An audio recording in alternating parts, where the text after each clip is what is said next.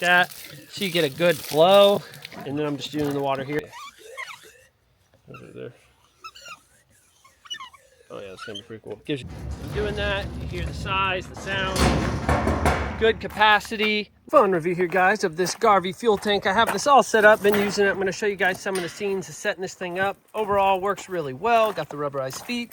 You have to assemble the wheels. They got a big just rod that goes between them there. Straightforward handle as well. Need to tighten it up, but works good. The pump, it's totally manual. First time I did it, I was like, oh, it's electric, but that's just a ground. So that's kind of cool. You can take the pump on and off. It threads on here. I'm going to show the pump in action just a little bit. And then it's got a little display here. There's some similar models. So I think there's the 45 gallon and 35. I believe mine is 35.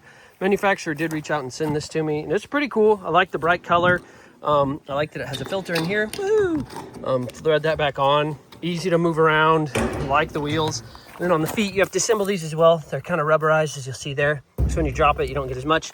I'll show you guys some of the general setup features, especially this pump. That's what's really cool. Disassemble it, easy to use, perfect for my kind of little farm. But I'll show you guys some more of the features right now. Really glad manufacturer reached out and sent it to me. Let's roll. So here you go, guys. You can see I got the little attachment on here. It actually comes with 4 bolts, which is nice to know. The little rubber stoppers are going to be on there pretty sturdy. They go on pretty quick. I had to use a little ratchet.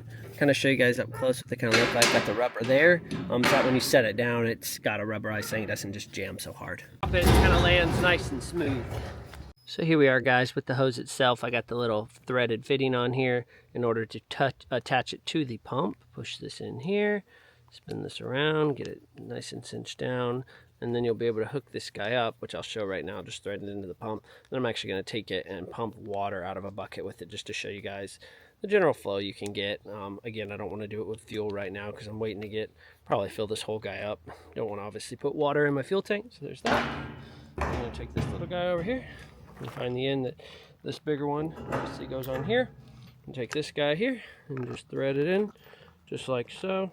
Again, Teflon is probably preferred, but in this specific example, I'm just going to get this little guy on here first. So I'll get this guy threaded in. A little bit hard to do just like so, but once you start it, probably spin the pump more than anything, just because the hose wants to spin on me there. So that, 1, 2, 3. Again, I could have used Teflon, but I know I'm just doing some water. It's going to be a while before I fill this up. Let's thread it on. Let's go ahead and pump it now. So here we go, guys. We're nearly complete. I got the pump here. Now it is just a hand pump. This is just a ground lead. So that's pretty neat, pretty long wire. So you know you kind of got your ground stuff as any fuel handling stuff typically does. You can actually thread the pump on, and it does come with Teflon tape. So I'm actually going to unthread it because what I'm going to do is show you guys the pump method out of just a bucket of water, so I don't have to put water in my fuel tank here. You do have to be kind of cautious with the ground lead since you're spinning it around, not to get it too tangled or caught. You definitely want to put some Teflon tape on here. You know, do quite a few rotations just so you don't get fuel leakage when you're doing that. It's the actual pump. I'll show you. This is where the actual hose will go in. So here's your fitting attachment. The hose itself has like a little metal dispenser right here on the end. Whoops, I just hit the camera. There's a little dispenser. So you take the other end of the hose and you pop this in here, right there. And then you're actually going to thread it into your pump like so, but you can disconnect as you need. And there is a little C-clamp here that you're going to put over this to kind of cinch it down on there. I'll show that in just a second here. Setting up the pump handle, pretty easy. There's a little bracket here. Just put this on, and then it actually comes with a washer too. Kind of small. Doing this elevated is a bit of a challenge. Move this here. Grab this little screw. Tighten this. Again, I brought out my toolbox for this. It comes with some little tools, but I liked having my bigger one there. Get this snug for now. I'll tighten it up in a minute before I use it for the first time. Oh yeah, you already hear the suction. Oh yeah. Over there. Oh yeah, that's gonna be pretty cool. Gives you the direction to spin it too. So we'll go ahead and get this set up and we'll use it in the water. So here we go, guys. Here's an example of the pump in motion. I'm going to try and show you here. This is the pump. What's cool, you'll hear it as I do this. It obviously pulls it and does the suction, but you can actually clear it out and get the water out of the line by going this way. I've actually got a little bit of residual in there that I'm just pumping out, so you kind of see that. I'm going to set this down in the bowl, just give you guys an idea. Again, this isn't perfect because it's kind of just different thing, but you can see the water. I'm actually gonna pull it a lot closer now, so you really get a good idea with the water here. There you go. I think that's a good angle. See, it's running through the pipe. It already got a lot. There you go. You see it going. And I can go back this way.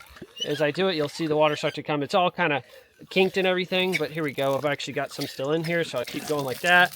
So you get a good flow, and then I'm just doing the water here. But if you were on your tank or whatever, you obviously can't do gas out on the ground. If you spun it around and you kind of got down below like this, you'll see that it'll start to easily suck it all out. You're kind of having to do it a little bit harder just because I'm so high in the air, elevated. Take your hose and whatnot, but overall that's pretty cool. I'm really liking this guy. Really glad manufacturer reached out and sent it to me. This whole fuel tank works really well for me. So here we go, guys. I'll give you one more rundown of the attachments. That's where you hook your pump up. This is your little fuel gauge right here, and this is your fill port here. It does have a filter in it, which is nice. Pop that open. So if you look down in there, it's a little bit hard to see. There's actually a little filter. Oh, I can actually kind of pull it out with my hand.